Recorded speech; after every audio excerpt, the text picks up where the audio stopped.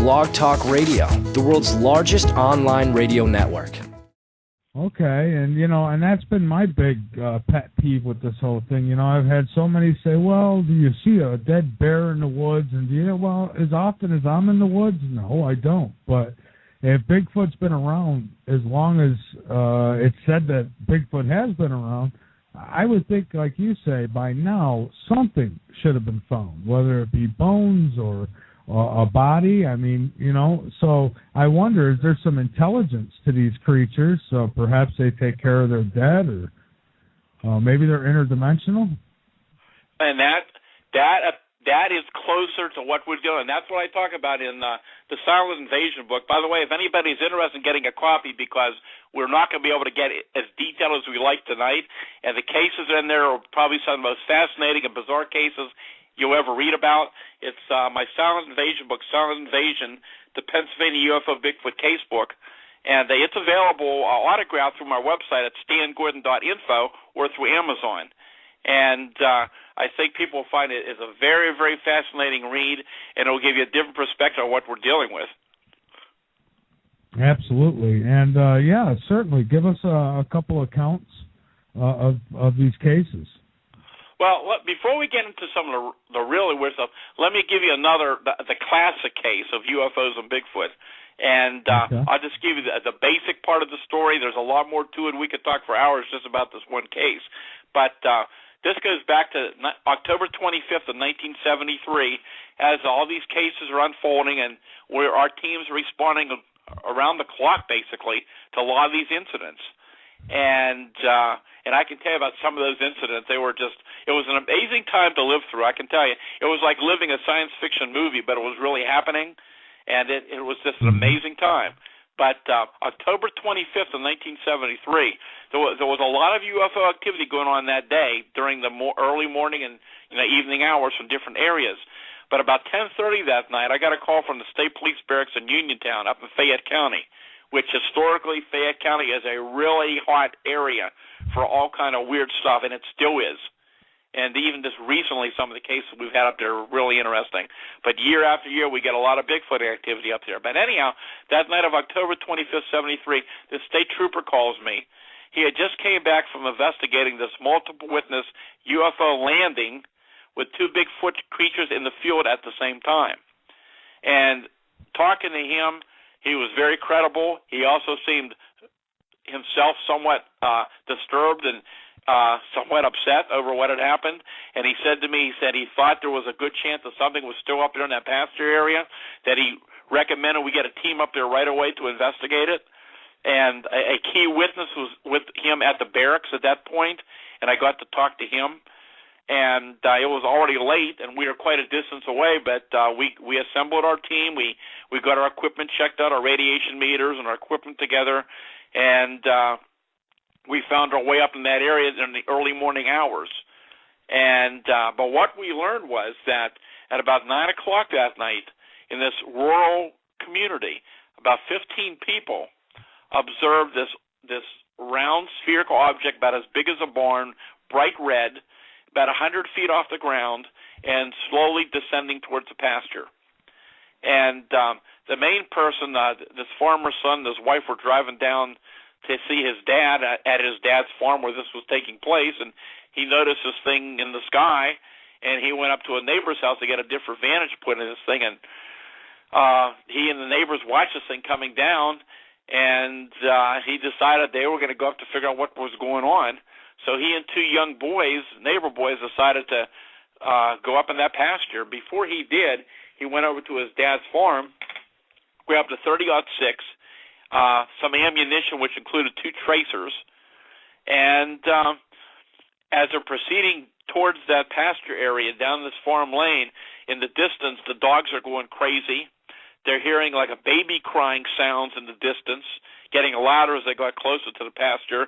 They hear like a high-pitched sound, and they make their way up towards the field, up towards the pasture. And when they get up there, the three of them are quite amazed, because about 250 feet away, this object is on the ground or right above it. And this thing is bright white.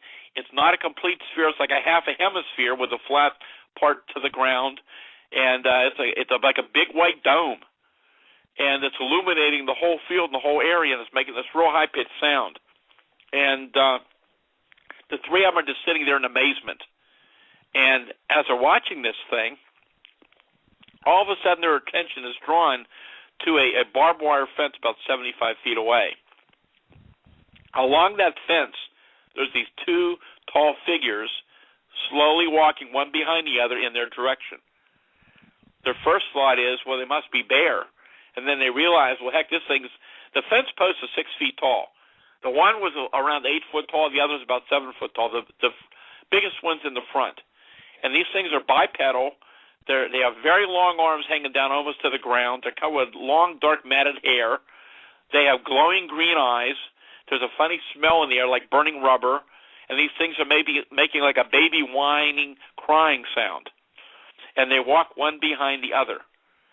And the one boy is getting really upset, and they're yelling to the guy, shoot him, shoot him. And one of the boys actually just runs out on the field and runs back to the house. He's so upset. The fella fires his first shot, which is just a tracer. So it's just a flash of light. He fires that second tracer. And when he fires that second tracer, the largest of the two creatures makes like a whining, crying sound and reaches out as though to grab that tracer. And the moment it does that, the object in the field vanishes. It doesn't take off. It just disappears. The light goes out. The sound goes out. It's gone visibly. And wow. The creatures at that point, they turn around, slowly start walking along the fence line back towards the woods.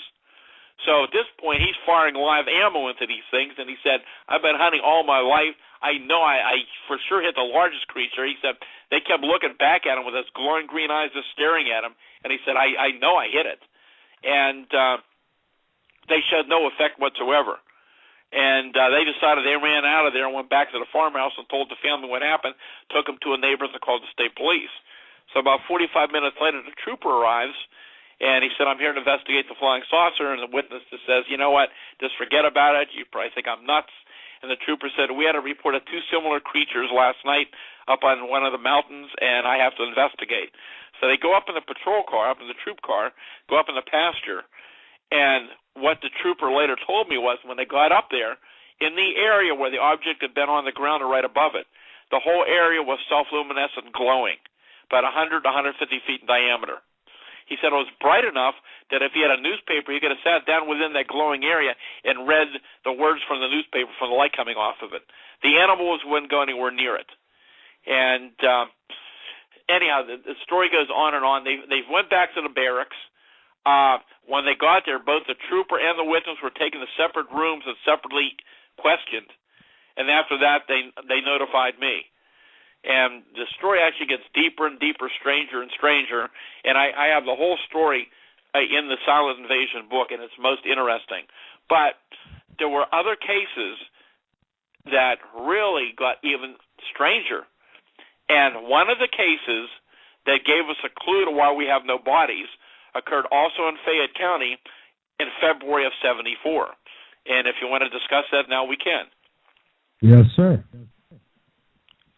Okay, yep, so go ahead. February 6, 1974.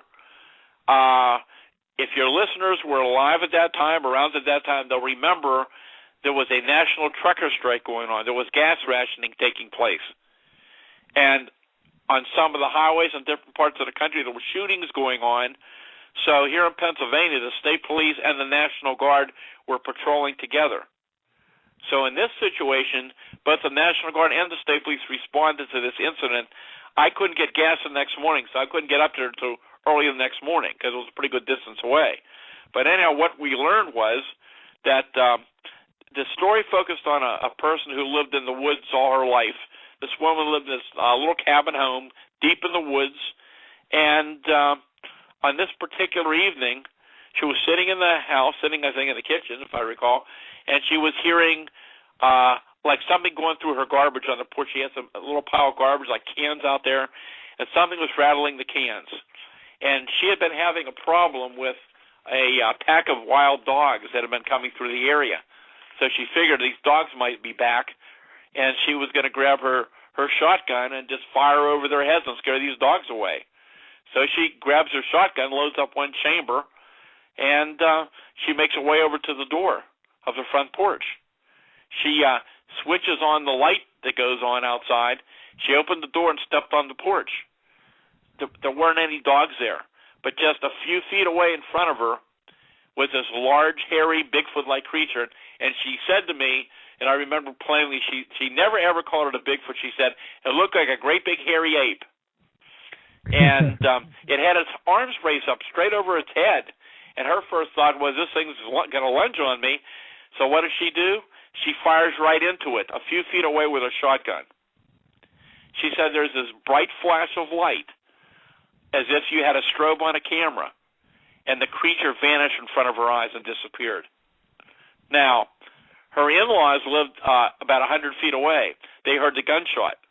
So they called to ask her what happened, and she told them.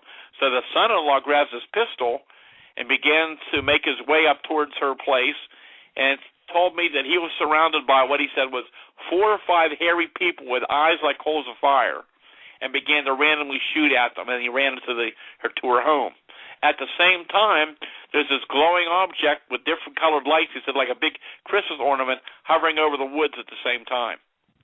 Now, these people had lots of animals up there, and by the time the state police and the National Guardsmen got up there, it took a while to get up there. By the time they got there, whatever was there was gone. But I talked to an investigating officer, and he said it was just amazing to see how the animals were reacting. I mean, the horses and cattle were acting unusual, doing things they generally didn't do. The cats in the house were really upset. But these people had a number of dogs. And the trooper was telling me, it's just amazing. He said one of these big dogs was in its cage, and none of the dogs would bark or move or anything. And he said he physically tried to pull one of those dogs out, and that dog wouldn't move or respond. And that dog should have ripped his arm off, and that dog wouldn't even make a motion. And he said he didn't know what happened up there, but he said something really strange happened, how these animals respond the way they did. So we got up there early the next morning. When we got up there, everything was back to normal. The dogs greeted us and barked a heck of a lot.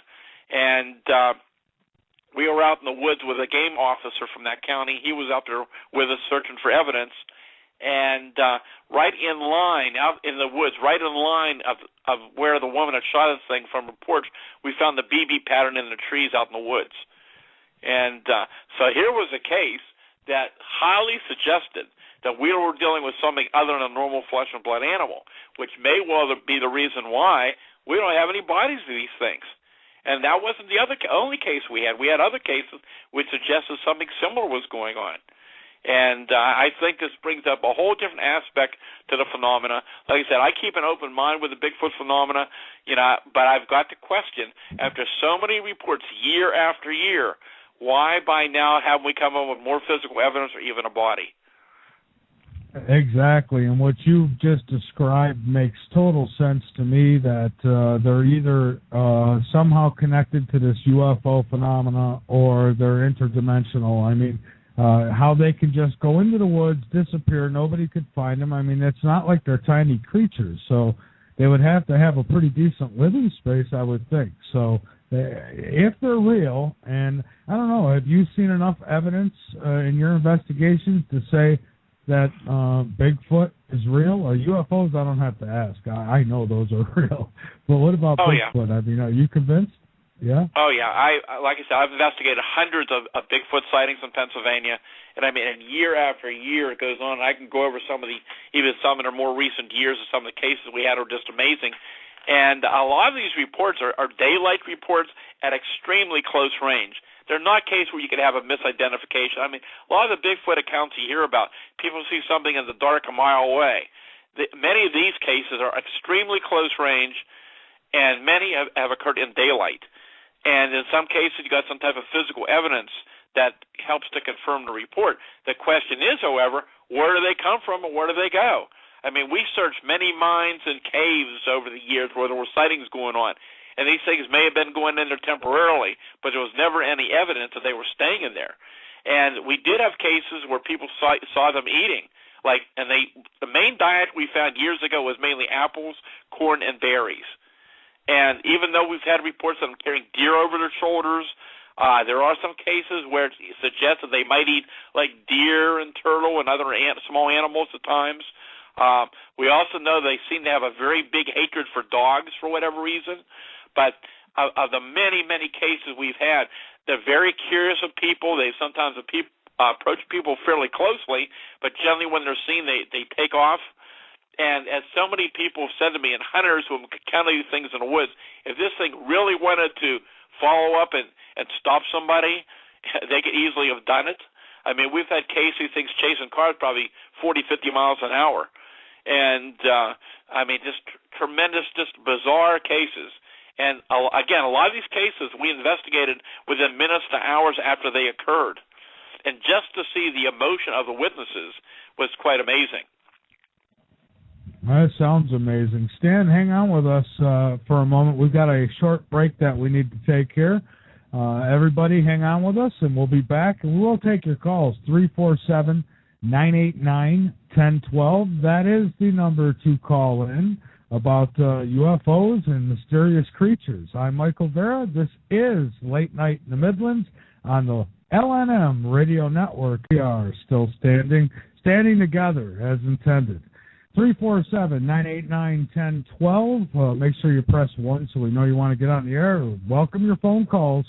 Absolutely. We have Stan Gordon, who is our guest tonight. UFOs, mysterious creatures, Bigfoot, something I have never been completely convinced about, but, however, I will say that, it's possible. It is absolutely possible. There's a lot of accounts, and I even heard people who said, oh, they come up and eat right out of my hand. Now, all that I'm not so sure about, but I do love those commercials. What do they call it?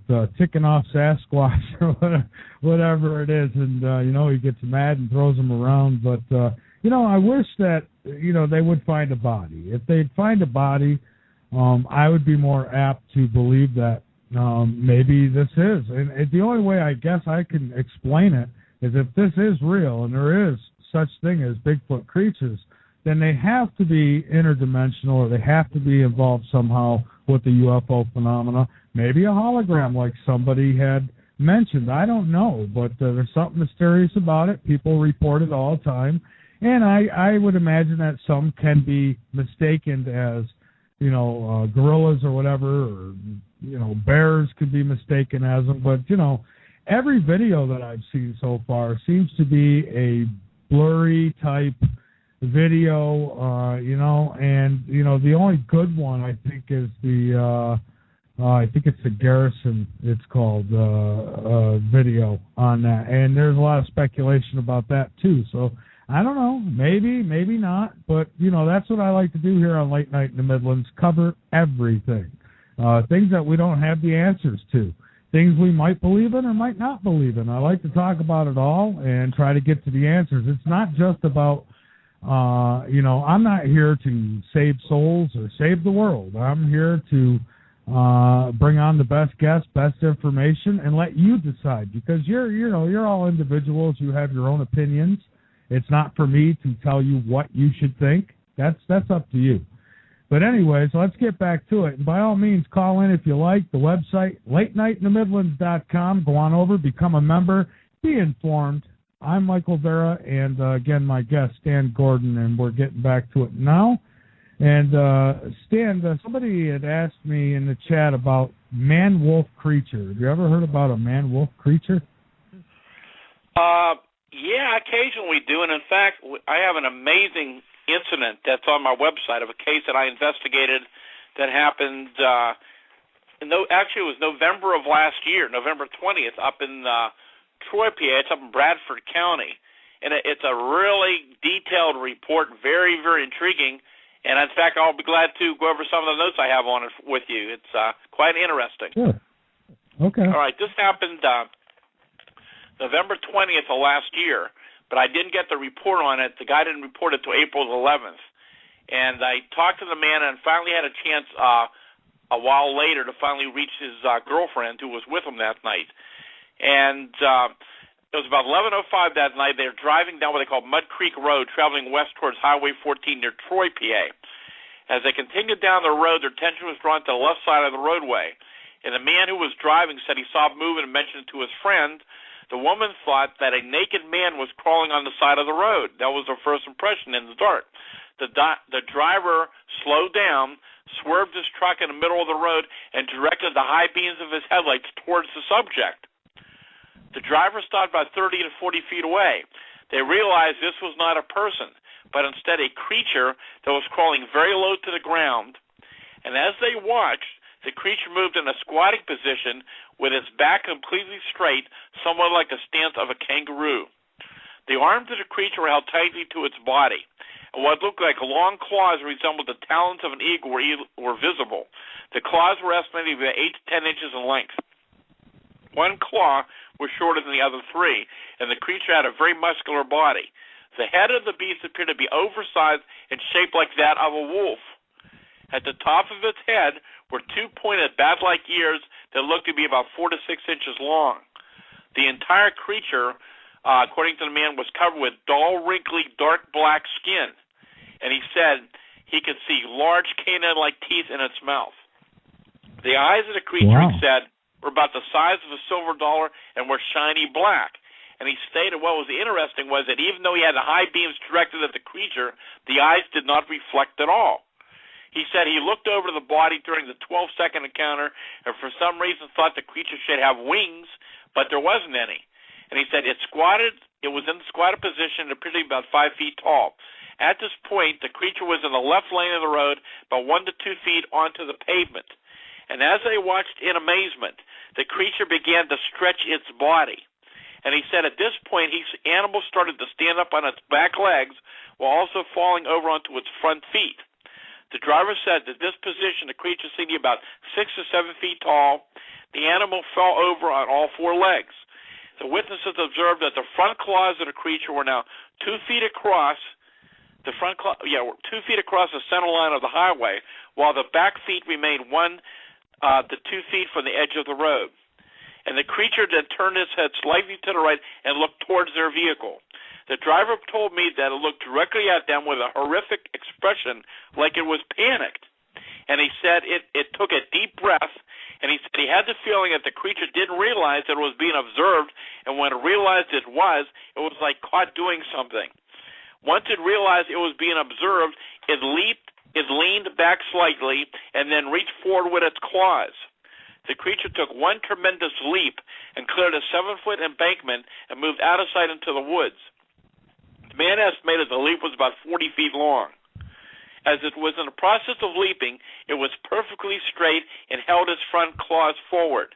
The legs, as it was leaping, were only slightly larger than broomsticks or about the size of a walking crane and were very long. Then, just a second after the creature was gone from sight, something else odd occurred. A large bird, possibly an owl, suddenly rushed at the passenger side window, almost hitting the glass. Then it took off and did not return. It happened so fast they were unsure if it was an owl or not. But the witnesses said that the creature appeared to be changing form. The driver said its shape was nothing like when it was squatted. The woman stated to me that it shaped into another form. She thought it was a dark brown color and looked like a werewolf with a little back hair. She estimated that when it was leaping into the woods, she thought it stood about 9 feet tall. She was reluctant to say it, but she said, "I think it was a man changing into a werewolf." The man, after the experience, went on to the internet to try to figure out what he saw and told me the closest thing he could describe would be a gargoyle, but with no wings. And he said, "I will never forget what we saw that night." Very, very detailed, very interesting report. That is amazing. That's and you watch these shows growing up. I watched The Werewolf and Dracula and all this, and the more I get into this stuff, I find out that it's not just a story, that people actually claim to have seen these things. And one person listening says perhaps a product of Plum Island, and I wouldn't doubt that at all. Stan, let's take a call. We've got Anthony in Wisconsin. Anthony, welcome to Late Night in the Midlands, my friend. Thank you, Michael. Great to be here. It's got a nice, refreshing feeling to it. I'll tell you that. It feels good to be here. Good evening, Stan. Good evening. Yes, sir. I got 2 questions, and I'll take your answers off there. The first one, you said Pennsylvania has the most sightings of UFOs and stuff. Is that correct? In the United States? I don't believe it's probably up there with probably within the top 5 or 10, and it's always been one of the most active in the country. But I think the problem is I don't think anybody can say for sure, because there's never been and probably never will be one clearinghouse that has all the reports. It's impossible, because so many groups over the years have gotten reports, and today there are so many individual groups and individuals out there taking reports. There's no one central clearinghouse that really give you accurate numbers with that information. But Pennsylvania has always been one of the most active historically. Okay, I guess I won't take it off there. My next question is, if I'm not mistaken, isn't Pennsylvania like the highest in mysterious disappearances of people in the state? I do not know. I understand that there is a gentleman who's done a lot of research on that. I can tell you that it's not an area where I would have hardly any such information on, because it's not. In all the years I've been doing this, it's not been a trait or something that has come to my attention. Very rarely over the years. It's been years and years and years that we heard occasional stories like that, but can't confirm them. And it's not something that I would have any direct information on, personally. Sure. I think it might be, or it's not close, because, the Bigfoot sightings and all these UFOs, and there's people that are mysteriously disappearing and they've never been found again. And then now we have, these different dimensions. And I'm thinking people are accidentally, or these creatures are popping in and out of these dimensions, and you just never see them again. Well, the strange creature reports are indeed very interesting, and we've been seeing quite a lot of these things in the last year or so. I mean, this last year been very active here in Pennsylvania with very weird, and we're not talking just about Bigfoot sightings. I mean, and I can go over some of these reports with you. We've had this large winged humanoid creature being reported up in Butler County, which is very interesting. I was the one that asked the question about the wolf, the man wolf. That was me that asked that question. Okay. And we had what appears to be a man report what it sounds like a dragon sighting up in Fayette County, which we mentioned, a very active area along the Chestnut Ridge. That happened several months ago. We get a lot of reports of what we call Thunderbird reports of these giant birds with these massive wingspans. And of course, just like with UFOs, there are misidentifications. Sometimes people just see unusually large birds, and it's very difficult to judge their height and distance. But some of the cases we have, again, are very, very close-up range, and situations where they can measure the wingspan. And, I mean, we're talking wingspans from 10 to over 20 feet across. And some of these cases are just very, very amazing what's going on. And there's been a variety of other type of creatures, too. Black Panther sightings is another thing we get reports of. And we've had several reports recently, very detailed, close-up Black Panther reports, which, of course, in this part of the country, scientifically they've never existed, but there's been a long history of them. And with all these creatures, they come and they go. Yes. Mothman as well? Yes. In fact, I'm speaking next weekend at the Mothman Festival in West Virginia. Wow. That's pretty broad. Well, thank you very much for your time. Thank you, Michael. And Thank you very much, Anthony. Well, thank you. I appreciate it. Have a good night. Bye you now. too. Goodbye. The Thunderbird, now that's something I take a little interest in, because a while back I was doing this show on a local station here in Columbia, South Carolina, over at WOIC, and my screener and friend at the time, we had gone out for a break during one of the show breaks, and we seen something going through the sky. It almost looked shadowish. But it looked like it had wings and a body, and it was huge, and it was flying, just gliding through the sky. And it was not no airplane. It wasn't a extraterrestrial craft or anything like that. It was really dark and just flying through the sky. And to this day, we thought it might have been the Mothman, but maybe it's not. Maybe they're both related. Well, in these giant bird reports, there are several different types. Some of them are just extremely huge birds with, just massive wingspans. We're talking about the size of a small aircraft. In some cases, they're more bat-like reported, gigantic, but more bat-like in appearance.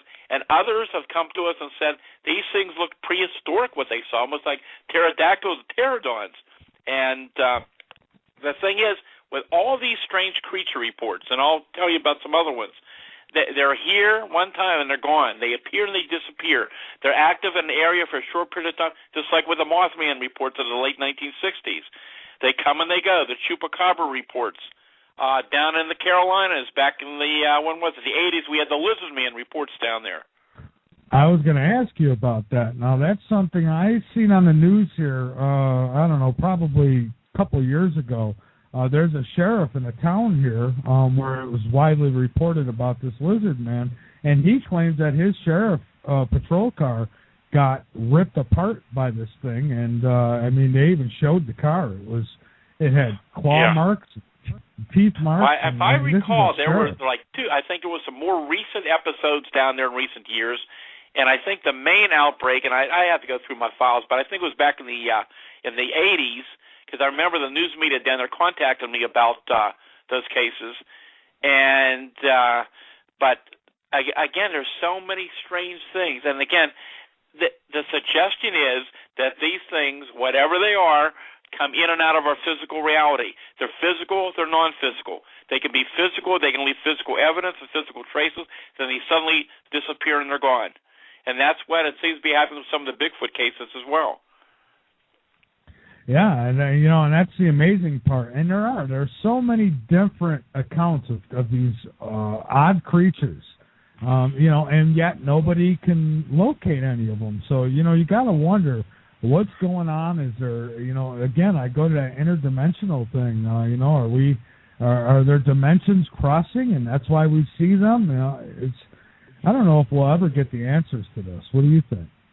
Well, we may not. I've said for years and years, the phenomena is so strange it protects itself, and it goes on year after year. And after your break, I'll tell you about the strange winged humanoid creature that's been reported north of Pittsburgh last year and since then, and supposedly in more recent weeks as well. Oh, okay. Well, I'm looking forward to hear about that. So why don't we take this break then, and Stan, we'll come back and we'll cover that. Blog Talk Radio, where millions of hosts and listeners gather.